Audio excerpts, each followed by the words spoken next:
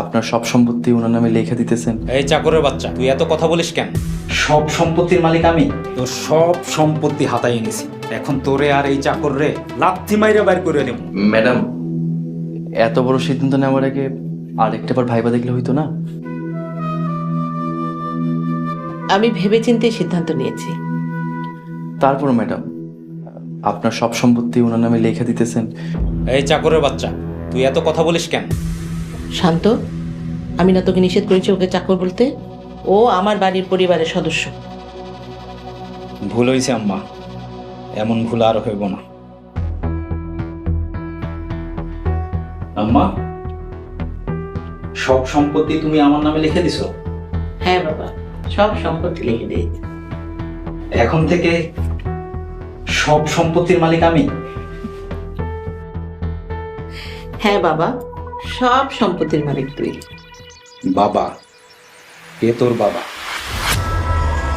ছি শান্ত, মাকে তুই করে বলছিস কেন? শান্ত?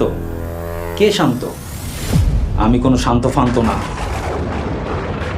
শোন মহিলা, আমি তোর ছেলে না, আর তুই আমার মা না। মানে? মানে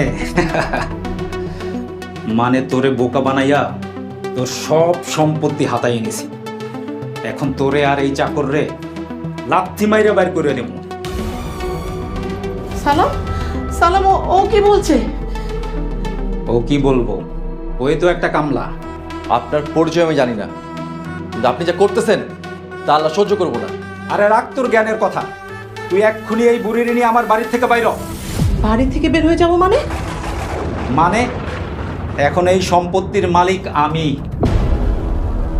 ধোকা, এত বড় ধোকা! হ্যাঁ, দিছি ধোকা। এক্ষুনি তোর চাকর নিয়ে আমার বাড়ি থেকে বাইর হবি, নইলে ঘাট ধাক্কা দিয়ে বাইর করুন।